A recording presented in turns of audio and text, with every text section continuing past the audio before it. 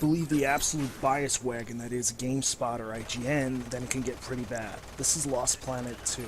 Lost Planet 2 is a very good-looking game, and it's a very good playing game. The problem is that many people aren't ready for the difficulty challenge involved. Now, this level you're seeing here is the one that they've complained about non-stop. The train level, the quote-unquote hardest level in gaming history, the one that'll have you throwing your controllers away in frustration. Now, if we know anything about myself, we know that I'm the first person to throw a controller when something gets difficult. But truth be told, this sequence is not that difficult. The only tricky thing is spotting the enemies and taking them out one by one. You can actually get a reward if you can beat this without losing any men, too, so there's a lot of perks here for trying to do this perfect, or near perfection as the game has quoted it. But at the same time, am I flying off this train every 5 minutes? You're watching the footage right here. No, I'm slowly sniping enemies and taking them out, piece by piece. That's how this level's intended to be played. The only tricky thing about this, really, is that each episode comprises multiple levels that you have to play through in order, and once you're done with them, then you're finished, but you can't save in between. But, I mean, this is a challenge. This is not, something they're doing to you on purpose. And as you're seeing, this is quite intense. It's rooftop battles, it's below-ground battles, it's shooting at aerial vehicles, it's getting inside gigantic robots. I mean, what the hell can you not like about this? Me, personally, of all the levels in the game, this is probably my favorite level, which is funny because the reviewers all said this level sucked, but I'm sorry, this level is freaking amazing. But okay, let's move on. What is Lost Planet 2? Lost Planet 2 feels like, well, you ever play Monster Hunter? Lost Planet 2, for whatever reason, has a strong Monster Hunter vibe to it. And also, note how I just threw a grenade and shot it from behind and blew him up. I mean, like, this is stuff that IGN and GameSpot obviously just didn't think to do when they were playing the game. Use their brains, be creative. The game rewards creativity, let me tell you that right now. Okay, so Lost Planet 2 takes place on the planet of EDN-3. Originally covered in snow, now due to some kind of seismic shift or plate activity or something. The storyline's not very consistent, I'll tell you that right now. So if you're here for a storyline, you're not going to have a very good time. This is all about big battles, big on multiplayer, big co-op feature. 4-player online co-op, for example, is one of the biggest mainstays of this game. But okay, the planet's changing, the plates are shifting, and now gone is the snow in most sections, and now you're in the jungle, you're in the desert, and I guess it's a way to change things up and make things feel different from the last time around the bend, but it kind of deletes the isolation you felt from the original, so I didn't particularly care for that all that much, but at the same time, I'm not going to complain about it all that much. This game is heavy on multiplayer. This was designed to be played with 4 people online, basically the entire time. The funny thing is, it works fine solo, it's just that your AI companions at times will do stupid things or just make choices that just will probably confuse you as a gamer. But on a whole, if you can aim and fire a rocket or at least fire a gun, you should be able to hold your own. I'm fighting an egret here with nothing but a rocket launcher. My vital suit just got taken out. I'm not getting my ass knocked around 24/7 like the reviewers claimed.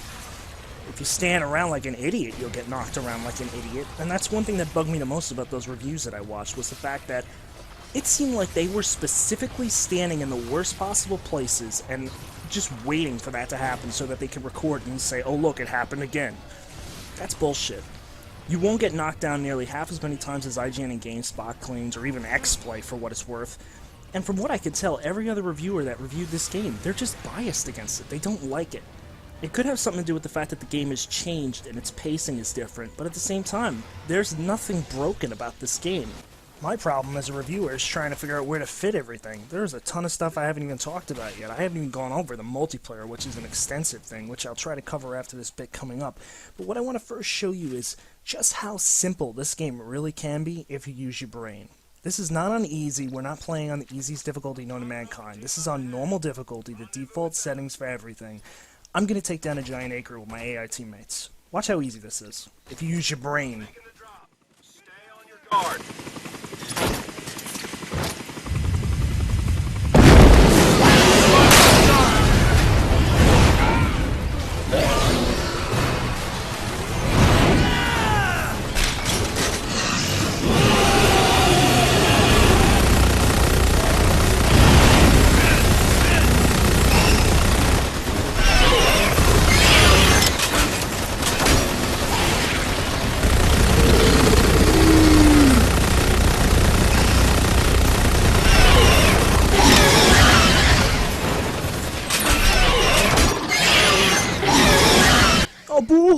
get knocked down 150 million times. I suck at third-person shooters. Cry me a river, bitches. Okay, so trying to sum up the multiplayer is going to be very tricky. As you can see, you can choose custom parts, custom weapon layouts, and there's a lot of stuff to unlock here through a slot machine that I won't even go into trying to explain that. Let's just say it's a tricky way of unlocking stuff. There's custom perks, such as I have Invisible and Lifesaver on at the moment. And then there's custom emotes, which allow you to show different types of emotional responses on the battlefield by pressing buttons. And some of them are, yeah, they're pretty funny, I won't lie. But in terms of multiplayer, gameplay-wise, gameplay is rock solid. If you can play the single player, you can play the multiplayer. You will want to learn how to do roles and things like that, but on a whole, Lost Planet 2 is probably one of my favorite games right now. Easily one of the funner games I've played in a while, and, you know, just a really well-designed package altogether. You've got your multiplayer, you've got your single player, you've got your co-op, which I haven't even dived into myself much, really, but I've done it once or twice and tried it, and it worked great, and on a whole, I just really don't see what there is to not like about this game. So, if you like what you've seen so far, and yes, it's taking place in outer space, for those wondering, if you like what you've seen so far, obviously, you know, pick the game up. Lost Planet 2. This is a really, really cool game, and I recommend it. Highly.